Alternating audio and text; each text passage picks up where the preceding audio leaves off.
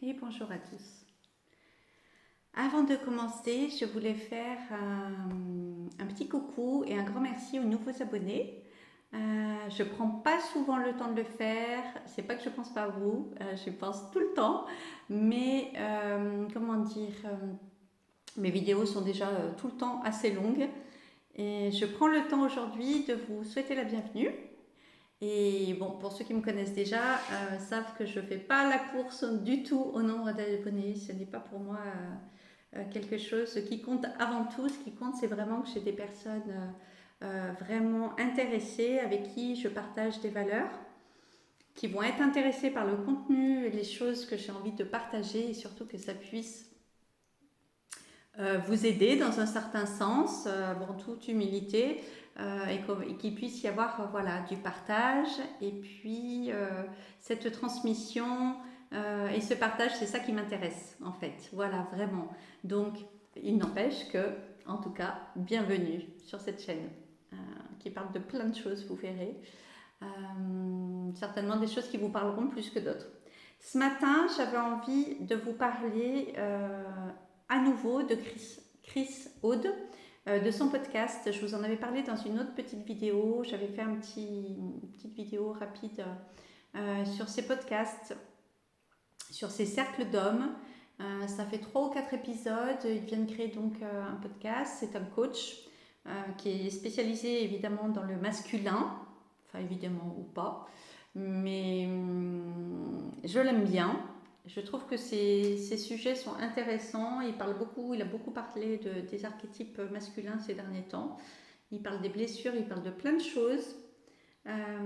Comment s'assumer dans son masculin, pas trop en excès et pas trop non plus en déni de son féminin. Et justement, c'est ça que je voulais vous partager parce qu'avec Chloé Bloom, sa chérie, évidemment, on connaît plus, enfin évidemment, on connaît plus Chloé, elle a beaucoup plus de notoriété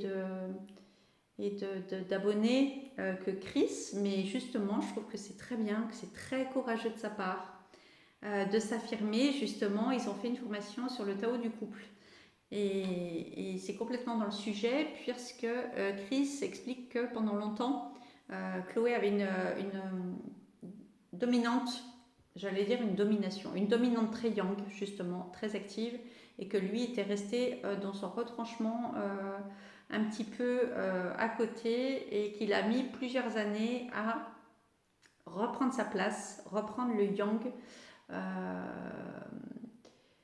Voilà, en conscientisant certaines choses, en accueillant certaines blessures, en guérissant d'autres choses, etc.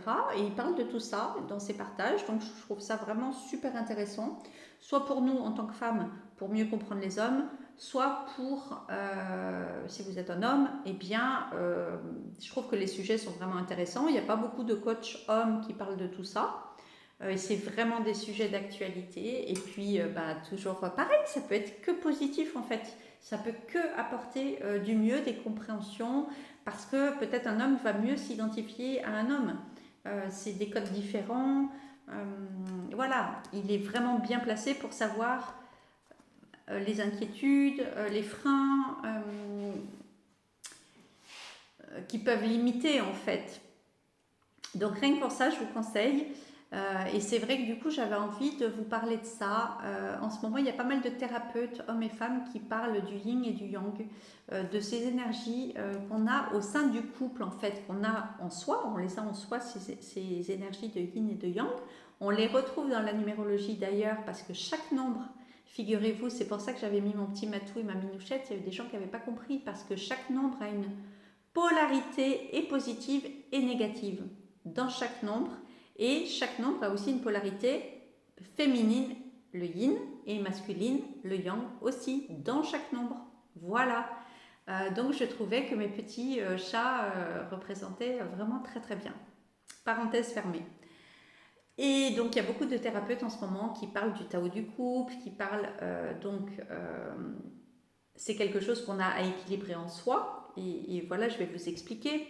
Je ne connaissais pas ça du tout avant. Et en fonction de notre polarité et de qu'est-ce qu'on va mettre en avant chez nous ou de qu'est-ce qu'on va mettre en déni chez nous, si on va être plus dans la douceur et dans l'accueil ou si on va être plus dans l'action, eh bien, petit moustique, la relation pourra être déséquilibrée et nous-mêmes, en nous-mêmes, et du coup avec notre partenaire de vie, notre chéri, notre compagnon. Parce que la société a évolué. Les femmes se sont de plus en plus émancipées. Au début, les femmes ne travaillaient pas, donc elles étaient complètement dans l'accueil, dans le yin, dans le service, dans l'accompagnement. C'est le 2. Par exemple, le 2, c'est ce nombre-là. C'est la collaboration, c'est le bras droit, le 2. La femme était, et c'est le numéro, le 2, c'est la lune, c'est la féminité, c'est le féminin sacré. Mais pas que, c'est aussi, bien sûr, c'est chez les hommes aussi, on a tous, hein, c'est notre part intuitive, notre part de douceur, de réceptivité. Voilà, c'est ça le yin. Et le yang, par exemple, en numérologie, ça va correspondre au 1. Et donc, ça va être du coup le masculin, ça va être l'action, ça va être relié pas du coup au soleil, alors que le 2 est relié à la lune. Les deux sont complètement nécessaires et complémentaires. Hein. Et on a tous et du 1 et du 2 en nous, on a tous du yin et du yang, et on a besoin des deux, en fait, qu'on soit un homme ou une femme. Donc avec le 1, on va être plus sur de l'action, mais ça peut être aussi de l'autorité, du dynamisme, enfin voilà, tout ce qui a trait à l'action et au masculin. La décision, etc. Alors que le 2 sera peut-être plus dans les doutes et dans les dualités. Le 1, lui, il fonce, c'est la nouveauté, c'est l'action. Eh bien, quand les femmes sont devenues plus à travailler, plus indépendantes, à gagner leur argent, à gagner leur vie, et puis de plus en plus on a eu des femmes qui ont divorcé, et puis de plus en plus on a eu des mères célibataires, la société change. Si vous regardez dans les pays du Nord, les femmes sont même maintenant ce qu'on appelle féministes. Les femmes veulent payer tout, elles veulent tout à égalité, elles veulent payer au restaurant à égalité, elles s'affirment et elles revendiquent ce côté yang chez la femme, de ne pas avoir besoin de l'homme. Enfin, comme vous voyez, moi, il y a des trucs que vraiment je regrette au fur et à mesure. Bien sûr, c'est bien pour plein d'avancées pour les femmes. Par contre, moi, je suis quand même assez traditionnelle.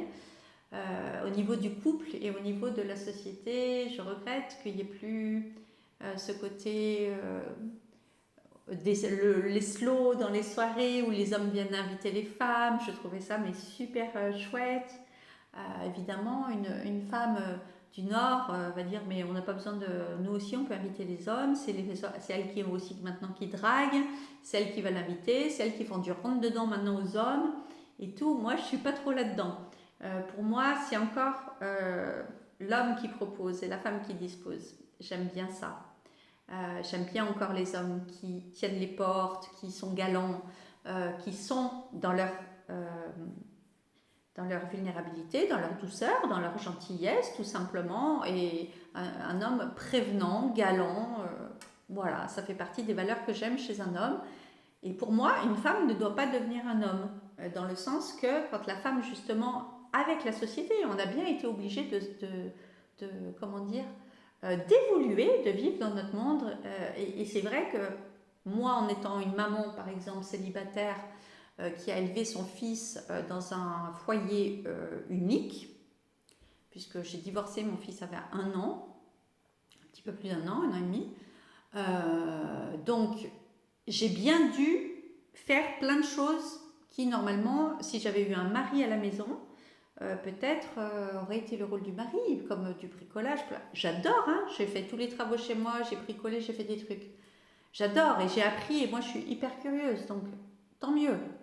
Mais ce que je veux dire, c'est qu'à un moment donné, peut-être la femme est en train de trop aller dans son yang. À force de trop aller dans son yang, on n'a plus besoin d'hommes, on dit qu'on n'a plus besoin de personne, on sait faire le bricolage, on sait gagner notre vie, on sait... bref, faire plein de trucs, même conduire des tracteurs, pour les gens qui ont des métiers agricoles ou ci ou là. Certaines femmes ont autant de force qu'un homme. Mais je trouve que c'est dommage et pour moi c'est complètement déséquilibré, ça déséquilibre les relations entre les hommes et les femmes. Attention, je ne dis pas que les femmes doivent rester soumises, que les femmes ne doivent pas être écoutées, qu'elles n'ont pas leur mot à dire, qu'elles n'ont pas leurs envies, leurs loisirs, leur indépendance financière, etc. Hein. Je ne parle pas de ça, hein. Je parle d'énergie et de relations et de communication en fait dans le couple et aussi pour soi-même. Et moi, j'ai plaisir, depuis quelque temps, je me suis rendu compte que d'avoir vécu longtemps seule et d'avoir élevé mon fils seul, eh bien, j'ai été beaucoup dans mon yang, justement, un peu trop. Et que, en fait, je sais que ça a fait peur à beaucoup d'hommes, en fait, qui ne trouvaient pas leur place à mes côtés parce que je savais faire énormément de choses, par exemple. Et je sais que j'ai des amis, hein, des copains hommes et tout, et on en discute. Et j'ai pu tirer cette conséquence après plusieurs ruptures aussi, où je ne comprenais pas trop, de compagnons quand même assez dans leur masculin, assez puissants, mais qui en fin de compte ne trouvaient pas vraiment leur place, ce qui est fort dommage, parce que moi je demandais que ça, qu'un homme prenne sa place justement, et que moi je reprenne ma place entre guillemets de femme, de me laisser un petit peu plus vivre dans le côté harmonieux des choses, à me faire moins de soucis, à pouvoir reposer vraiment ma tête sur l'épaule de quelqu'un. Mais en fin de compte, quand on est dans cette dynamique pendant des années, du coup on bosse, on court, la nounou, on gère tout, le gamin, les finances, la maison, les travaux, bref, un homme peut se sentir un petit peu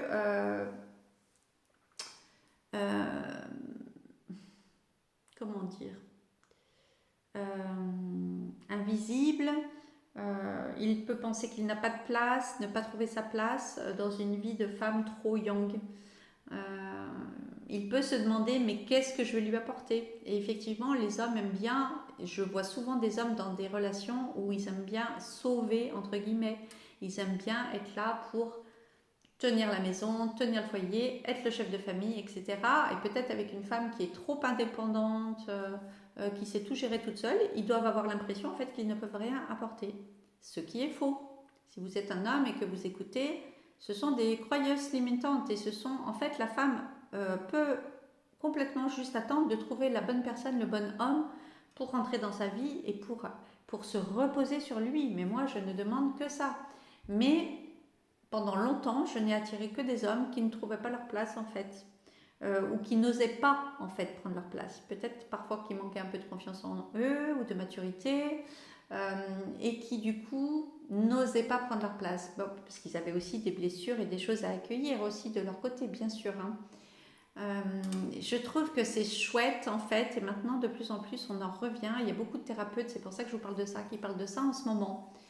De ce fameux yin et yang et ce fameux Tao du couple parce que, et Chris en parlait avec toute sincérité avec sa relation avec Chloé Bloom en disant qu'elle était tellement dans son yang, tellement dans l'action que lui n'avait pas de place, ne trouvait pas de... Et ensuite ça donne plein de dissonances, voire les hommes se retrouvent émasculés, désempuissancés vraiment dans leur rôle masculin d'homme.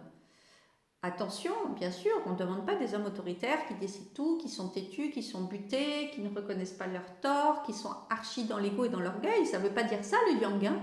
Ça veut dire aussi être à l'écoute de sa femme, de ce dont elle a besoin.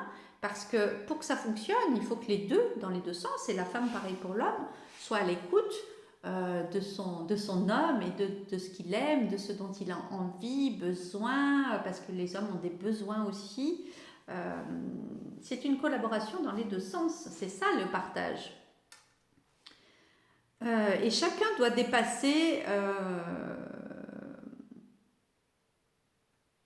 ses petits défis, ses petits défauts de caractère, entre guillemets, travailler sur soi pour être plus dans la confiance et l'acceptation. Je pense que quand on trouve la bonne personne, ça se fait plus facilement, c'est fait avec plus de fluidité. En tout cas, je trouve ça passionnant et je trouve que de plus en plus, il y a des femmes qui ont envie de revenir dans leur yin, dans leur intériorité. Moi, j'adorerais avoir un homme qui a envie de s'occuper de moi et de s'occuper du foyer et en toute liberté, avec beaucoup de liberté de toute façon, parce que moi j'en ai besoin, je ne me vois pas être avec quelqu'un d'enfermant. Et j'ai besoin de confiance et j'ai besoin de donner cette confiance. Donc de toute façon, pour moi, c'est vraiment la clé, mais qui me permettrait peut-être de plus être dans mon féminin, dans mes intuitions, dans mes activités. Moi, j'adore les activités créatives, de pouvoir faire mes ateliers, j'adore faire des ateliers manuels aussi. Je faisais de la poterie, passer un moment, de la couture. J'adore tout ce qui est créatif. Et puis, comme j'adore apprendre, ça me laisserait du temps pour pouvoir aussi faire la cuisine, parce que moi j'adore faire la cuisine, préparer quand j'ai un petit homme à la maison. Voilà, faire d'autres choses et puis prendre le temps de vivre harmonieusement, je vais y arriver, à la maison, sans courir partout, le stress, l'action, le ci, le là et tout. Moi, je n'ai plus envie d'être là-dedans. J'ai fait un énorme travail sur moi, en fait, de retour à moi ces dernières années. Et j'étais justement dans le contrôle et dans l'action, et j'ai laissé tout ça, en fait. Et j'ai envie de redonner cette partie, en fait, à l'homme. Et je trouve que chacun est à sa place. Et comme je l'ai dit tout à l'heure, sans aucun terme péjoratif, ça ne veut pas dire que la femme doit être soumise comme il y a 50 ans et que l'homme a tous les droits, comme encore dans beaucoup de pays, qui décide tout pour la femme, qui ne demande jamais l'avis à sa femme. Non, ce n'est pas ça. Hein. Moi, je parle d'un yang et d'un yin équilibré du 21e siècle, du 22e siècle. Non, mais voilà, quoi, je veux dire moderne et vraiment dans le partage, hein, dans le sens où, oui, humainement, on est égal. Un homme, une femme, c'est l'égalité. D'un point de vue humain, d'un point de vue de la vie, de l'intelligence, de tout. Voilà. Par contre, je trouve que c'est important que chacun retrouve ses polarités, mais chacun a ses manières de vivre, de voir les choses, chacun ses envies. Je connais beaucoup de femmes qui sont très très très encore dans le masculin et qui disent « mais je suis bien obligée de le faire, je suis toute seule ». Donc, je dois bien faire passer la tondeuse, faire ci, faire ça, monter sur réparer le petit bout d'avant de toi parce que voilà, ici et là, bah oui et non. Parce que à force de toujours dire je suis seule donc je fais ci, je fais ça, je fais ci, je fais ça, on rencontre du coup des hommes qui ne trouvent pas leur place. Il y a peut-être des choses sur lesquelles on peut se faire aider et je crois que les hommes sont beaucoup plus prévenants et beaucoup plus prêts à rendre service que ce qu'on croit. C'est juste que passer un moment on n'ose pas demander parce qu'on n'aime pas demander. Ça c'est encore une autre question et c'est encore une autre blessure de pourquoi on n'accepte pas de recevoir et pourquoi on n'ose pas demander. Et souvent, c'est lié avec toutes ces femmes-là qui sont trop dans le yang. Il y a deux choses. C'est qu'elles sont encore énormément dans le contrôle. En fait, ce sont des contrôlantes qui aiment contrôler, donc qui aiment diriger. Et voilà. Donc parfois, oui, elles ont été obligées de faire certaines choses par nécessité, mais parfois non. C'est juste qu'elles adorent contrôler et qu'elles laisseraient leur place pour rien au monde. Et là, on en revient, je vous envoie sur les vidéos que j'ai fait sur le 8, qui parlent du contrôle, de cette rigidité, de ce soi-disant anticipation, de ce soi-disant super, comment dire, adorer, être dans l'organisation, dans le contrôle, dans l'anticipation, etc. Pour moi, maintenant, c'est un beau leurre, une belle illusion, mais chacun son chemin, chacun, comme on dit, comme ça lui semble. Et puis, c'était quoi le deuxième pilier? Je voulais vous parler de la deuxième chose, mais vous voyez, j'ai oublié, je pars à chaque fois.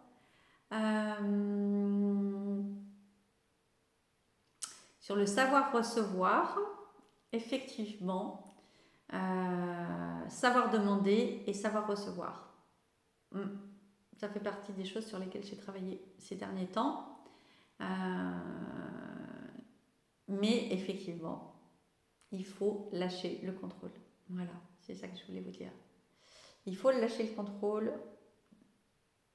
parce que sinon, en fait on ne peut pas recevoir. Si on contrôle tout, tout est carré, tout est organisé, planifié. L'univers ne peut pas intervenir et laisser les choses. On ne peut pas aller sur ce qui est prévu pour nous. On ne peut pas aller dans notre destinée parce qu'à trop cadrer les choses comme on veut nous, comme on pense nous, avec toutes nos limitations, on est tellement limité par rapport en fait à ce qu'on pourrait vivre, à ce qu'on est dans nos possibilités, dans notre illimité. On se limite, on s'enferme dans des carcans, dans des croyances et tout.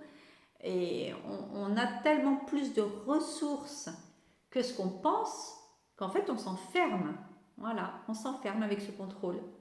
Donc, lâchons prise, faisons confiance, acceptons de recevoir, nous les femmes, de se laisser aider, de se laisser aimer.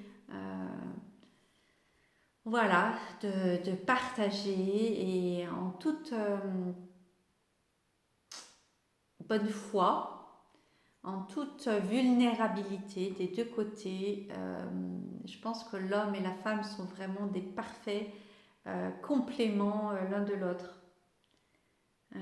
Voilà ce que j'avais envie de vous partager aujourd'hui. Donc vous avez un nouveau podcast sur la chaîne de Chris Aude, donc sur YouTube et sur son podcast, donc Aude AUD. Si je peux, je vous mettrai le lien directement de son podcast ou de sa chaîne YouTube.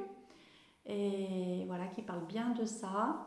Et puis il y a une femme que j'aime beaucoup aussi, dont je voulais parler justement ces derniers temps, que j'ai beaucoup écouté, c'est Caroline Marie-Jeanne, qui a fait un programme sur la rencontre, qui a fait un programme sur le couple, qui parle beaucoup des hommes, qui s'est énormément intéressée à la jante masculine pour mieux la comprendre.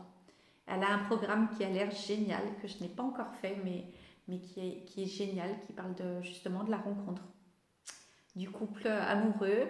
Et Caroline Marie-Jeanne fait beaucoup de vidéos, elle a une chaîne YouTube où elle explique énormément de fonctionnement et elle parle énormément de ce dont je vous parlais ici et maintenant, du rôle du yin et du yang et de qu'est-ce qu'on attire à nous en fonction de notre posture.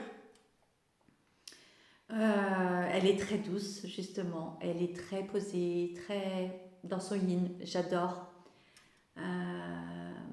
Voilà. Donc, je vous invite à la découvrir. Il y a plein de contenus gratuits, de ressources, de vidéos gratuites, de live qu'elle a gardé, qu'elle retransmet sur sa chaîne. Donc, je vous invite vraiment aussi à la découvrir, si ce n'est pas déjà fait. Voilà ce dont j'avais envie aujourd'hui. Et n'hésitez pas à mettre en commentaire quelle polarité pensez-vous qui est le plus développée chez vous. Est-ce que vous en avez une, vous pensez que ce serait vraiment en excès? Est-ce que vous avez envie de travailler, partagez-moi, est-ce que vous avez envie de travailler sur une des polarités pour la rééquilibrer? Et puis voilà, est-ce que, je ne sais pas, un coaching pourrait vous intéresser? Est-ce que vous pensez qu'il y a des choses bloquantes qui vous empêchent justement de pouvoir accéder à cet équilibre? Est-ce que vous avez déjà identifié comme ça des nœuds, des choses bloquantes? C'est des questions que je vous invite à vous poser. Et puis, d'un autre côté, quels sont les leviers? Qu'est-ce qui vous permettrait d'actionner et de retourner? Sur quoi vous pourriez vous appuyer comme ressource pour reconnecter un petit peu plus votre essence naturelle et divine? Si vous êtes plus un homme ou plus une femme, c'est quand même normal qu'un homme ait un petit peu plus de yang et qu'une femme soit un petit peu plus dans le yin, même si on a chacun les deux polarités. Voilà, donc dites-moi si jamais dans vos commentaires, si vous avez des questions, si vous voulez savoir autre chose, si vous êtes intéressé, voilà, si vous vous posez les questions de comment rééquilibrer un petit peu ça, si vous pensez que ça a joué dans votre vie et dans vos relations, eh bien, partagez-nous. Bisous du cœur et prenez bien soin de vous.